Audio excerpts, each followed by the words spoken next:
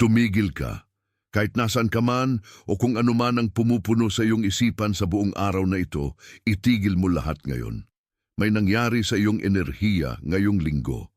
Maaring wala kang eksaktong mga salita para ilarawan, ngunit naramdaman mo na ang isang mabigat na karga, isang presyong tila walang katapusan ay umabot na sa punto ng pagkabasag.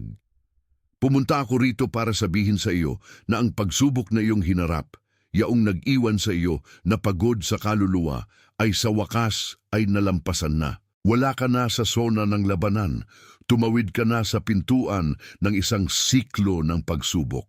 Sa pagkakataong ito, makikilala mo ang 3 tiyak na tanda na naroroon sa iyong buhay sa mga nakaraang linggo at mauunawaan mo kung bakit hindi sila mga tanda ng pagkatalo, kundi ng pagkakalibrate.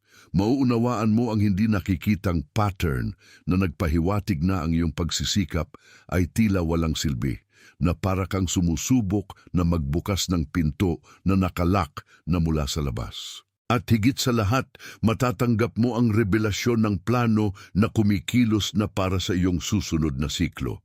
Ang ibibigay ko sa iyo dito ay hindi payo, ito ay isang kumpirmasyon. Manatili ka sa akin dahil ang pagkilalang ito ang siyang susuporta sa iyong espiritu sa paglipat na malapit mo ng maranasan.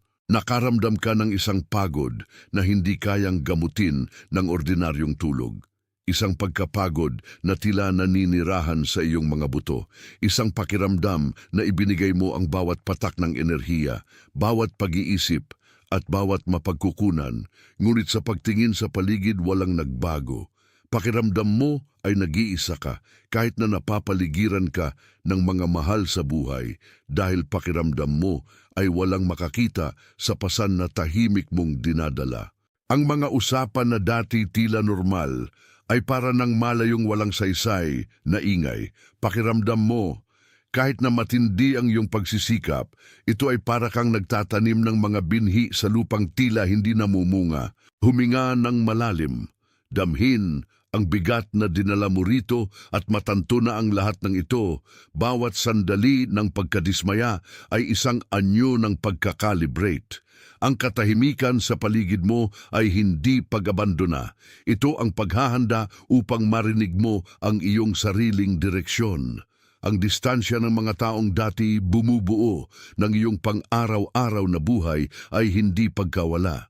Ito ang kinakailangang paglilinis ng iyong larangan ng paningin. At ang pagod, ito ay tanda lamang na nagdadala ka ng mga pasanin na hindi sa iyo, na nagpapanatili ng mga kayarian na hindi na kayang suportahan ng iyong bagong sarili.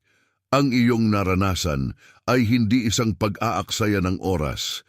Ito ang pagwawasak ng kung ano ang kailangang bumagsak upang ang iyong tunay na pundasyon ay lumitaw. Sa pagsulat mo ng mga numerong ito ng buo, alamin mong gumagawa ka ng isang gawa ng pagsang-ayon sa iyong sariling proseso ng paglipat.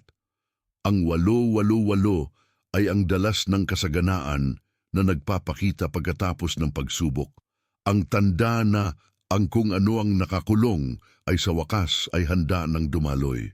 Hindi ito isang simpleng pagkakasunod-sunod, ito ang iyong oo sa kung ano ang itinadhana ng tadhana para sa iyo pagkatapos ng bagyo. I-type ang 888, kilalanin ang iyong lugar sa angkan ng mga nagtatagumpay sa pamamagitan ng pagod at bumalik ka agad sa akin.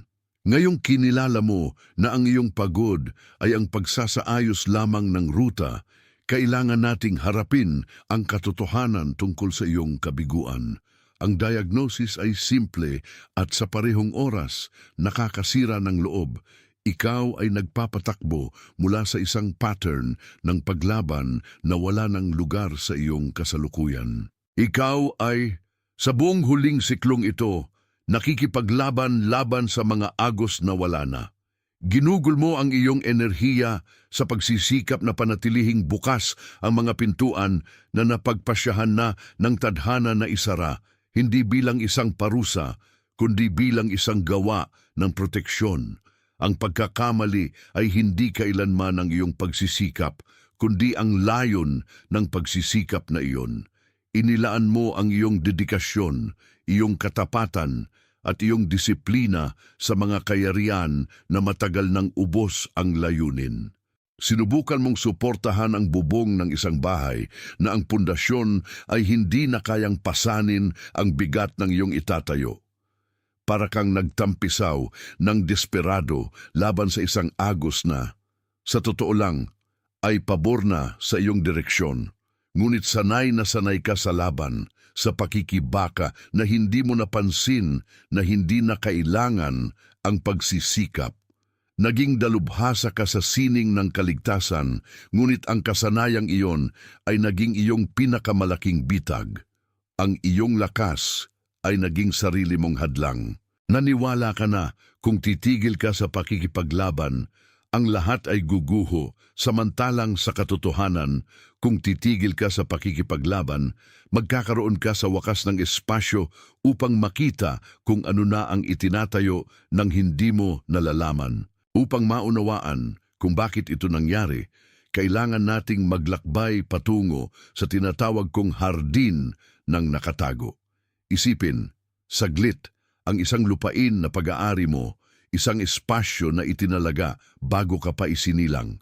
Sa loob ng maraming taon, inalagaan mo ang ibabaw ng hardin na iyon, itinanim ang inaasahan ng mga tao na makita, pinanatili ang perpektong harapan, pinuputol ang mga dahon upang walang makapansin sa mga ugat na namamatay sa ilalim.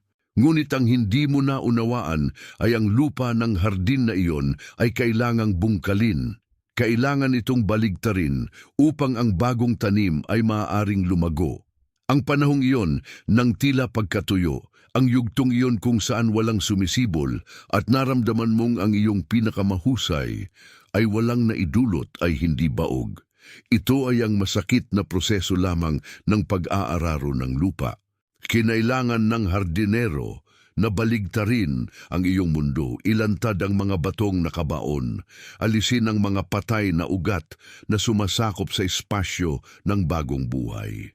Tiningnan mo ang binaligtad na lupa at umiyak, nakikita ang kaguluhan, ang alikabok at ang kawalan, nang hindi nauunawaan na iyon ang paghahanda para sa ani na hindi mo pa kayang isipin. Ang hardin ng nakatago ay dapat na walang laman upang mapuno ng walang hanggan. Ang lupa ay kailangang alisin upang ang bago ay makahanap ng daan patungo sa liwanag. Hindi ka nasisira. Inihahanda ka para sa pagtatanim na nangangailangan ng malinis na lupa, walang sagabal sa lahat ng bagay na iyong minana, ngunit hindi kailanman naging iyo. Hindi ito isang kahilingan, ito ay isang deklarasyon ng pagkakahanay. Sa pagsulat mo ng 3 salitang ito, pinapayagan mo ang iyong spirito na sumuko sa pagkakalibrate na nagaganap sa iyong hardin ng nakatago. Kinukumpirma mo na hindi mo na kailangang labanan ang inaalis, kundi handa ka para sa itinatanim. I-type ang handa na ako, damhin ang tibay ng pangakong ito at nang hindi nawawala ang ritmo, bumalik ka agad sa akin. Ang solusyon sa iyong dalamhati ay wala sa isa pang pagtatangka o sa isang bagong estratehiya o sa isang dobleng pagsisikap ng kalooban ng tao. Ang solusyon ay ang pahinga. At kapag sinabi kong pahinga, hindi ko tinutukoy ang pagtulog o ang pagbabakasyon. Tinutukoy ko ang aktibong pagsuko.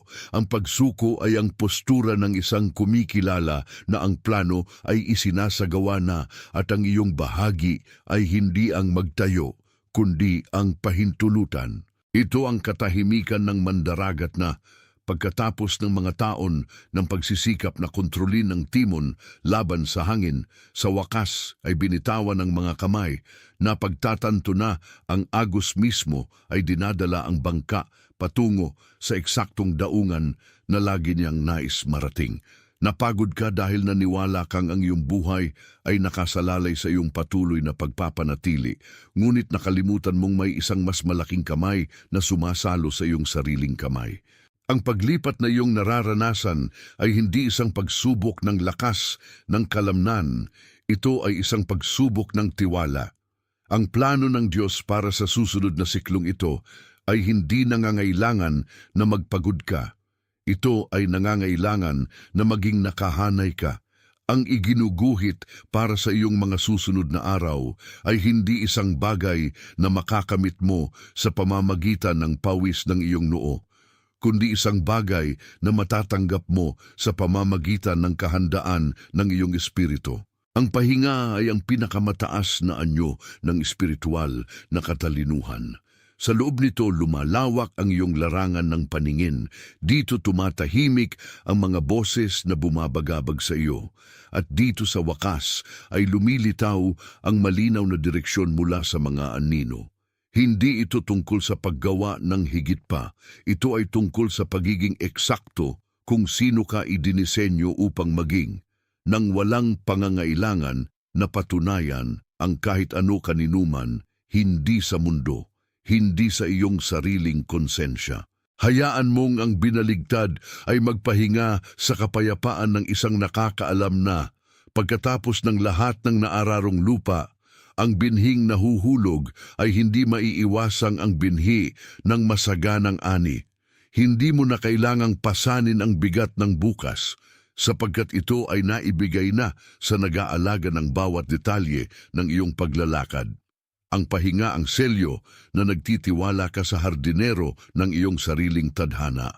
Hindi namin sinusukat ang katanyagan, hindi kami nagbibilang ng mga numero upang masiyahan ang malamig na mga algorithm, kundi nagpapatibay ng isang tipan ng pagsaksi.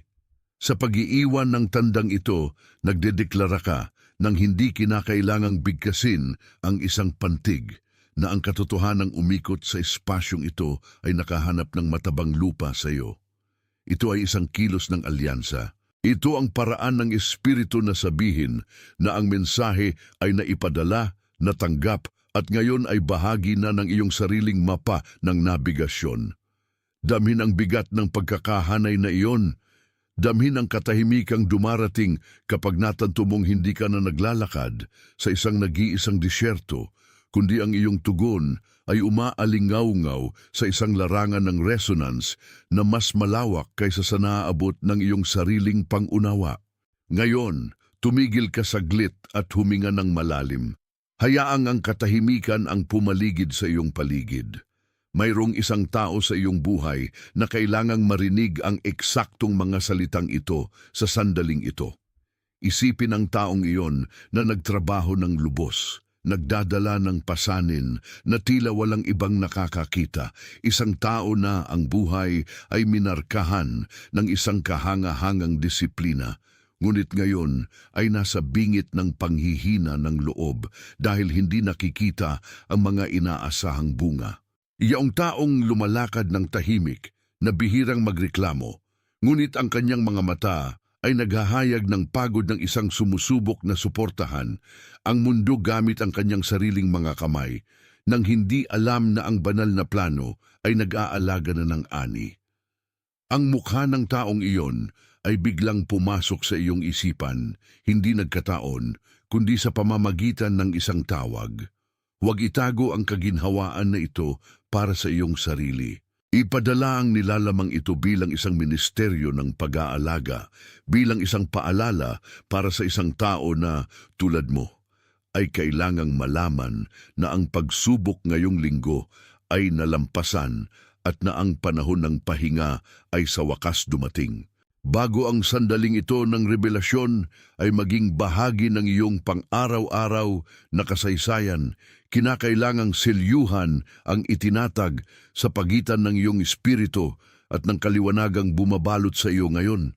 Hindi ito tungkol sa isang malabong pag-asa, kundi isang kumpirmasyon ng iyong papel sa tapestry ng mundo. Huwag itong isulat ng pabigla-bigla, isulat ito ng may pananalig ng isang nakakaalam, na ang proseso ng pag-aararo ng iyong hardin ng nakatago ay hindi isang parusa, kundi isang mahigpit na paghahanda.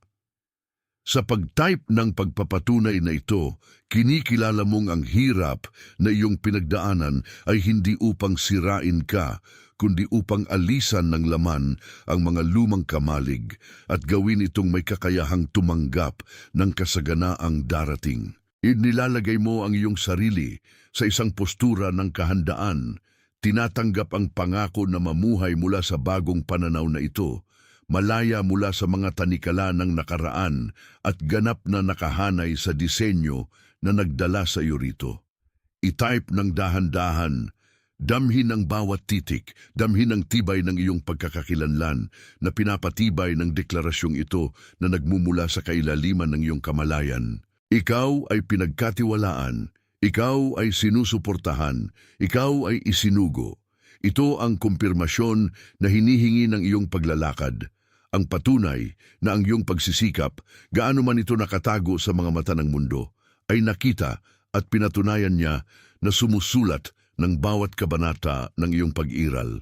Hindi ka na naglalakad ng mag-isa sapagkat ang responsibilidad para sa iyong paglalakbay ay inilipat mula sa iyong pagod na balikat patungo sa kamay ng probidensya. Ikaw ang buhay na patunay na ang pagtatagumpay ay hindi dumarating sa pamamagitan ng ingay ng nakikitang mga tagumpay, kundi sa pamamagitan ng tahimik na katatagan kung saan tinatawid ang pinakamahirap na pagsubok, pinapanatili ang integridad ng kaluluwa kahit na ang abot tanaw ay tila madilim. Damhin sa mismong sandaling ito ang bigat na inaalis, ang kalamnan ng kaluluwa na nagre-relax pagkatapos ng mahabang labanan, at ang kamalayan na ang iyong susunod na siklo ay hindi susukatin ng pagsisikap, kundi ng pagiging madaloy. Handa ka na, hindi dahil nakakuha ka ng mga bagong kakayahan, kundi dahil hinubad mo ang mga depensa na pumipigil sa iyo na tanggapin ang biyaya.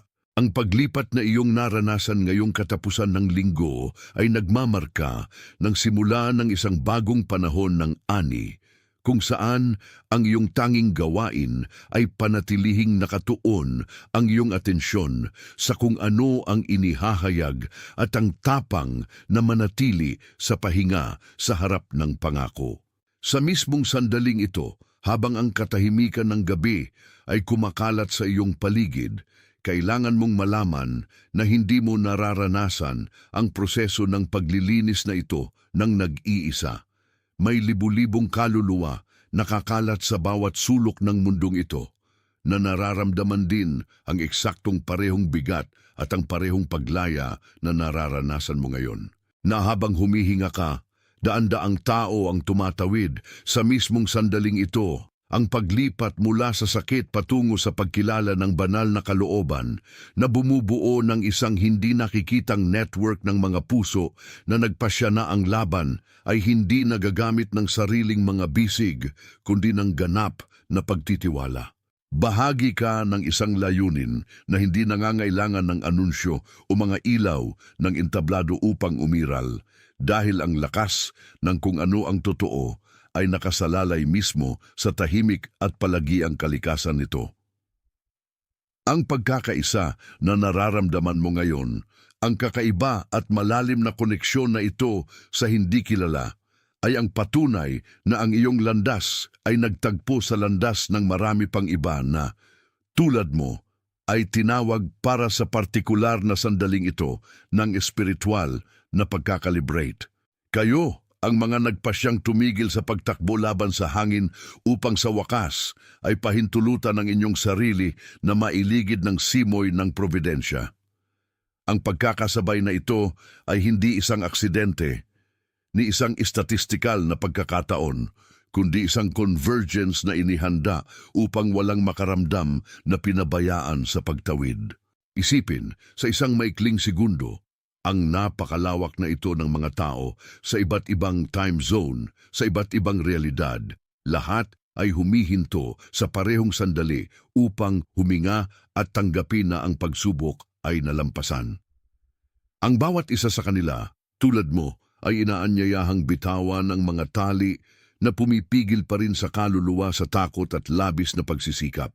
Ito ay isang kolektibong kilusan pabalik sa sentro, isang orkestra na tumutugtog ng walang konduktor, kung saan ang bawat nota ay ang tiwala na ang plano ay isinasagawa na at nawala, talagang wala, ang nakalimutan sa pagtatayo ng iyong paglalakbay.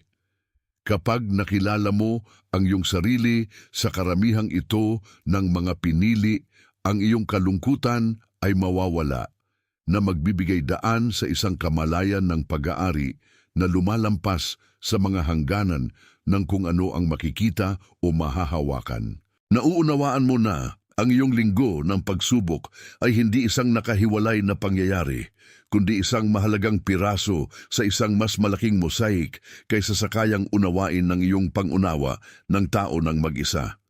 Ito ang seguridad ng pag-alam na sa pagtitiwala hindi ka nawawala, kundi nahahanap mo ang iyong sarili sa loob ng isang layunin na yumakap at sumusuporta sa iyo. Hayaang ang katiyakang ito ay bumaha sa bawat selula ng iyong pagkatao, patahimikin ang anumang natitira pang pagkabalisa at palitan ng takot ng katahimikan ng isang nakauunawa. Sa wakas, na ang kaayusan ay naibalik na at ang kalmadong hinanap mo ng labis ay, sa katotohanan, ang natural na kalagayan ng isang lumalakad na naaayon sa mas mataas na kalooban. Ang itinanim sa iyong hardin ng nakatago sa katapusan ng linggong ito ay nagsimula ng sumibol at ang ani ay hindi padadalain ng iyong pagnanais kundi magiging sagana ayon sa iyong pagkahinog. Panatilihin ang kaliwanagang ito bilang isang watawat, protektahan ang iyong kapayapaan mula sa anumang panlabas na ingay na sumusubok na mabawi ang kontrol ng iyong atensyon. Alam mo na ang kailangan mong malaman. Narinig mo na ang kailangan mong marinig. Ang kaliwanagan ay ngayon ang iyong kanlungan at ang katotohanan ay ang iyong pundasyon. At mula sa puntong ito, ang darating ay ang natural na pagbubukas lamang ng lahat ng kinumpirma rito. Hayaang ang sandaling ito ang maging watershed na hinintay mo ng matagal, ang hindi mabuburang marka na naghihiwalay sa taong lumalaban sa buhay mula sa taong nakikipagtulungan ngayon sa itinakdang kapalaran. Ang iyong postura ngayon ay tulad ng isang nagmamasid sa bagyo na dumaraan. Alam na ang kanyang bahay ay itinayo sa bato ng pananalig at walang salungat na hangin ang makakayanig sa kayarian na pinagtibay ng iyong sariling espiritu ngayon. Damhin ang ginhawa ng isang sa wakas ay natagpuan ng susi na nagbukas ng lahat ng pintuang tila nakalak at matanto na ang susi ay laging nasa iyong kahandaan na sumuko. Ang siklo ay nagsasara, ang aral ay naunawaan at ang paghahanda ay kumpleto. Ang lahat ay eksakto kung saan ito dapat. Hindi mo na kailangang lumingon upang maunawaan kung saan lumihis ang iyong landas, sapagkat ang pangitain na natatanggap mo ngayon ay mula sa itaas, mula sa isang lugar kung saan ang timeline ay nahahayag bilang isang solong tela, walang patid. Ang pagod na naramdaman mo ay hindi lamang pisikal, hindi lamang ang pagod ng isang linggo o isang buwan, ito ay ang bigat ng pagdadala ng isang baluti na hindi na nagsisilbi sa iyong layunin. Sa loob ng mahabang panahon, naniwala ka na ang iyong lakas ay nakasalalay sa iyong kakayahang lumaban, humarap sa mga pader gamit ang iyong sariling dibdib, at pilitin ang pagbubukas ng mga landas na matigas ang ulo na nanatiling sarado. Ngunit ngayong linggo ay nagdala ng isang katotohanang tumutunaw sa lumang paniniwalang ito. Ang iyong tunay na kapangyarihan ay wala sa paglaban, kundi sa pagiging madaloy kung saan mo pinapayagan ang iyong sarili na mailigid ng agos na laging naroroon. Ang pagsisikap na iyong ginamit ay ang iyong pinakadakilang guro, at kahit na tila ito ay isang kabiguan, ito ay sa katunayan ang kinakailangang proseso ng pagkapagod upang sa wakas ay maibaba mo ang iyong bantay. Isipin sa sandaling ito ang isang hardin na dumaan sa mahabang panahon ng tagtuyot. Ang lupa, pinatigas ng araw at kawalan ng pag-aalaga ay tila hindi kayang tanggapin ang anumang binhi. Sinubukan mong diligan ang lupang iyon, sinubukan mong maghukay gamit ang iyong sariling mga kamay, sinubukan mo pang kumuha ng tubig mula sa mga bukal na tuyo na, naniniwalang kung magsikap ka lang ng kaunti, ang usbong ay lilitaw.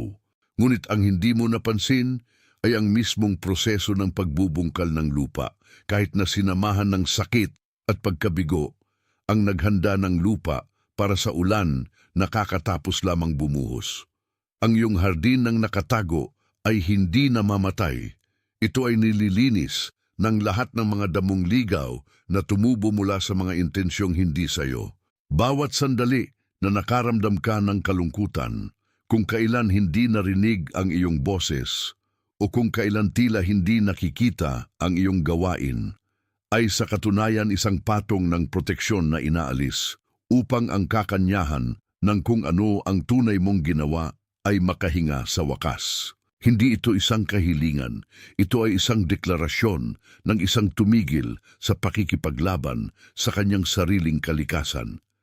Hayaang ang mga salitang ito ay maging marka ng isang bagong panahon, ang talaan na naunawaan mo na ang ani ay hindi nakadepende sa iyong pagkabalisa kundi sa iyong kahandaan na suportahan kung ano ang ipinagkatiwala sa iyo.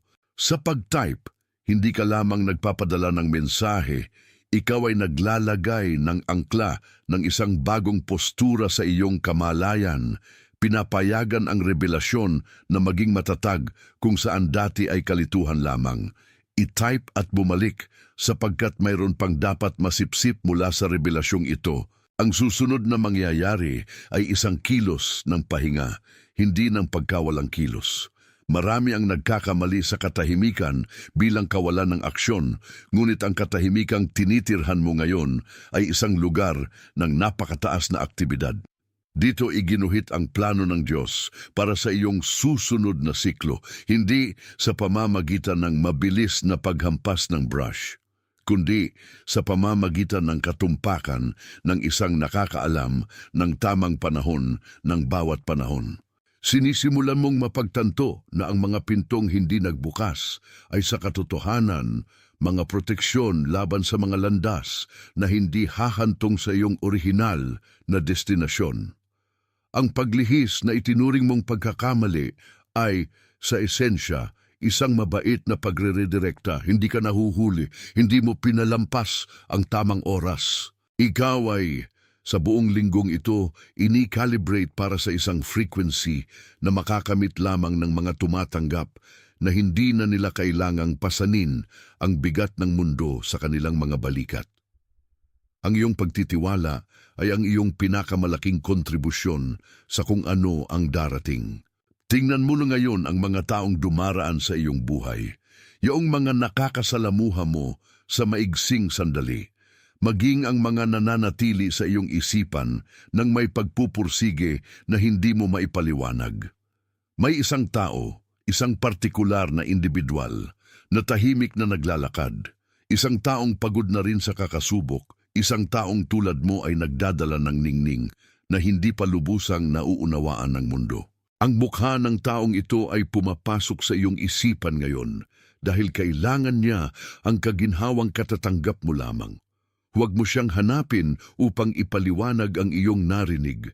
Ipadala lamang ang mensaheng ito bilang isang kilos ng tahimik na pag-aalaga, isang paraan ng pagsasabi nang walang paliwanag na ang pagsubok ay nalampasan na. Tingnan ang iyong linggo nang may mga matang puno ng pasasalamat. Ang iyong naranasan ay hindi isang pagsubok upang sukatin ang iyong tibay, kundi isang ritual ng paglipat upang sukatin ang iyong kakayahang magpailalim. At sa pagdating mo sa puntong ito, ang iyong pagkatao ay nagiging malinaw, hindi mo na kailangang patunayan ang anuman kaninuman.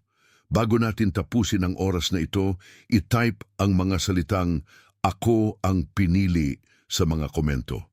I-type ito ng may pananalig ng isang taong sa wakas ay nauunawaan na ang kanyang katayuan, hindi bilang isang titulo ng kapalaluan, kundi bilang pagtanggap ng isang responsibilidad na ipinagkatiwala sa iyong mga kamay ng isang kalooban na nakaaalam ng iyong halaga ng higit pa sa iyong sarili. Hayaan ang mga salitang ito na maging huling tatak ng iyong karanasan, ang markang dala-dala mo habang lumalabas ka mula sa sandaling ito ng pagmumuni-muni at bumabalik sa iyong buhay, ngayoy binago ng isang bagong pananaw. Ang iyong paglalakbay ay hindi nagtatapos sa pintuan ng linggong ito. Nagkakaroon ito ng bagong hugis, bagong direksyon, bagong sigla. Ang inihayag dito ay hindi isang teorya. Ito ay isang mapa para sa iyong mga susunod na hakbang. Kapag bumangon ka bukas, ang bigat na tila hindi nagbabago ay matutunaw na. Hindi dahil nagbago ang mga pangyayari, kundi dahil ang iyong paraan ng pakikipag-ugnayan sa banal ay naging di matitinag. Nauunawaan mo na ngayon na ang katahimikan ng Diyos ay hindi kawalan ng kasagutan. Ito ang pagtatayo ng pundasyon na siyang pagtatayuan mo ng matitira sa iyong landas. Manatili ka sa katahimikang ito ng ilang sandali pa. Huminga ng malalim at damhin ang paglipat mula sa kung ano ka hanggang ilang oras ang nakalipas tungo sa kung sino ka nang tumawid sa linggong ito. Bawat hibla ng iyong pagkatao, bawat karanasang tila pasanin ay may saysay na ngayon bilang bahagi ng isang mas malaking disenyo, isang tapiseryang makikita lamang mula sa tamang panig kapag tumigil tayo sa pagsisikap na maghabi gamit ang ating sariling mga kamay. Dama mo ngayon ang kapayapaang ito na humihigit sa lahat ng pangunawa ng tao. Hindi ito pananakot.